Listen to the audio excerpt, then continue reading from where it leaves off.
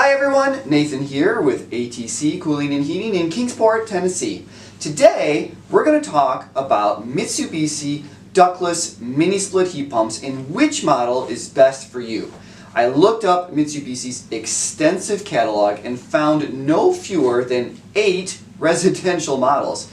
Now, one of those is a floor model and another is a cassette model. I'm not going to address those today, but still, that leaves 6 separate wall-mounted models from Mitsubishi.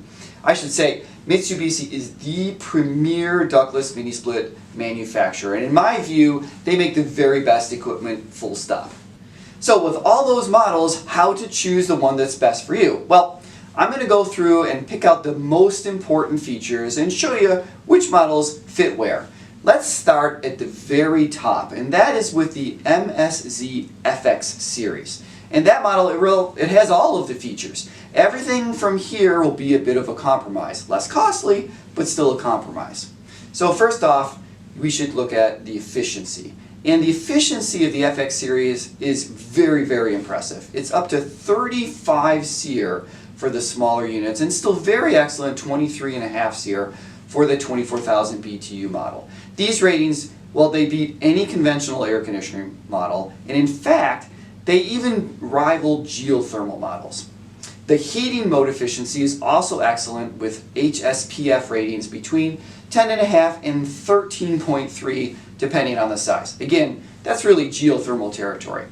The FX series has truly fabulous cold weather performance too, with meaningful heat output down to minus 22 degrees Fahrenheit. In fact, at a more modest but still very bone-chilling minus 10 degrees, the 12K model still makes 13,200 BTUs of heat. That is just a big wow. Next, these units have a very special barrier coating. Now, you say, what good is that? Mini splits used to have kind of a bad name for the gunk that would build up in the vanes on the blower wheel, any place that air flowed through the system, and that would return kind of a nasty smell from time to time. But Mitsubishi has largely solved that problem with this special dual barrier coating that they have. It's on the wheel on this unit, it's on all of the air pathways, and even the vanes. This alone is probably worth the price of admission. Next, there's a dehumidification mode that Mitsubishi calls Smart Dry Plus. It keeps the system at maximum dehumidification while minimizing overcooling, and that overcooling can be an issue with other models, other brands. The FX series also has built-in Wi-Fi, which means you can control the unit right from your phone. You can set up all the scheduling from your phone. It's a lot easier to do than using the remote control. These are available in models from 6,000 BTUs all the way up to 24,000 BTUs. On the downside, the inside model sizes, the physical dimensions of them, they can be quite big at 39 inches wide. Next up is the MSZ-GX models. Now these are also premium models from Mitsubishi, but the first thing to note is that they come in really 3 versions. There's a cooling only model, there's a standard heat pump model, which is good down to about minus 5 degrees Fahrenheit, and there's a hyperheat model, which like the FX series, is good down to minus 22 degrees Fahrenheit. The standard heat pump models have larger sizes too, going all the way up to 36,000 BTUs in cooling. So if you need a lot of cooling, this is your huckleberry. The smaller indoor units are not as wide too, making them easier to fit in challenging locations. They're just 31.5 inches wide, up to 15,000 BTUs, but after that they go to an even bigger size at 43 inches.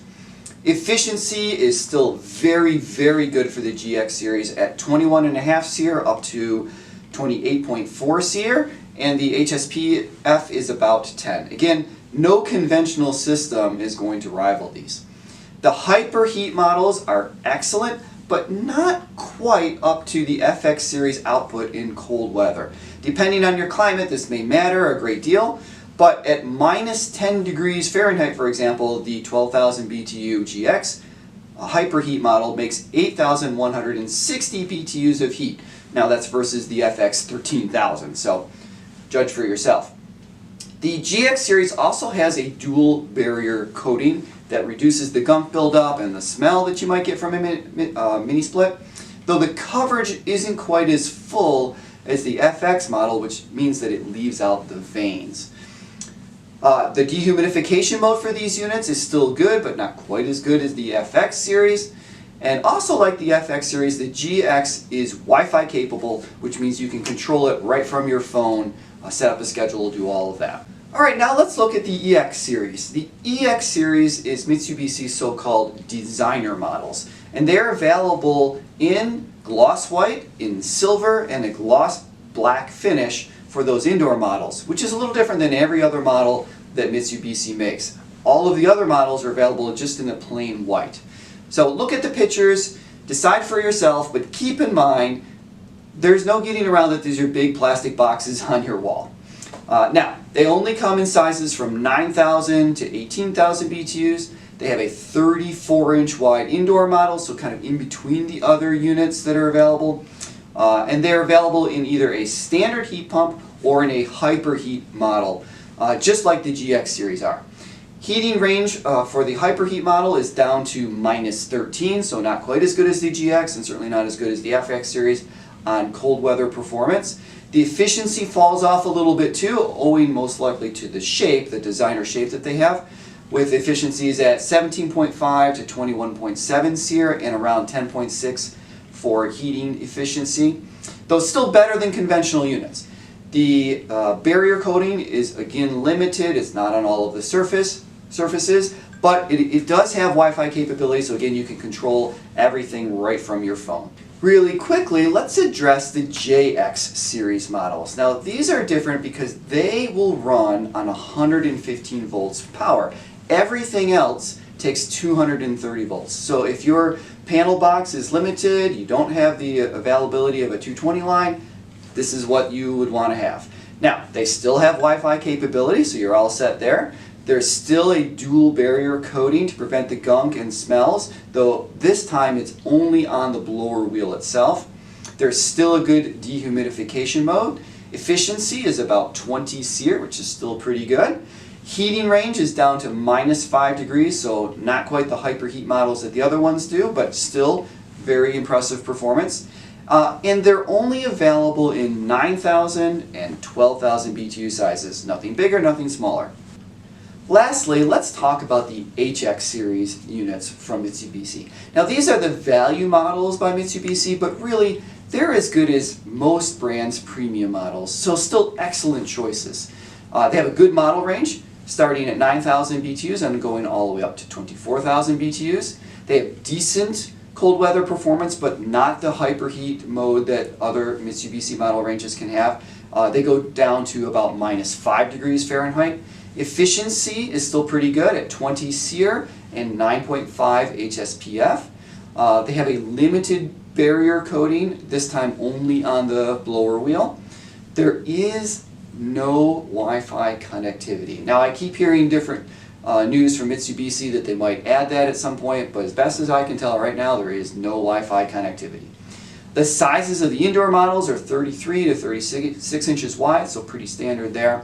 Now I have a number of customers with HX models in their home, and really they work great. They're well respected. So long as you're not trying to heat in a blizzard, you should be fine with one of these.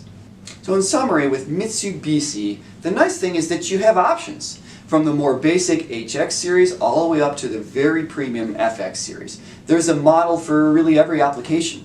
Now, I know that a big difference maker will be the cost. And I'll try to give you an idea, but there are lots of asterisks here for the differences between markets, different sides of the country, given that prices tend to go up over time with now being Q1 of 2026.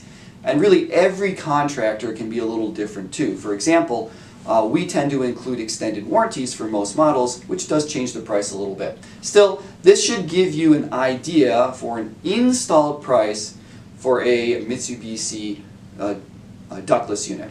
Now, the example I'm going to use here is for 12,000 BTU models with a kind of straightforward installation. So, it can change rather dramatically from there depending on how complicated your installation might be. But starting at the very best, the FX series, you can expect an install cost of around $7,200 for that model.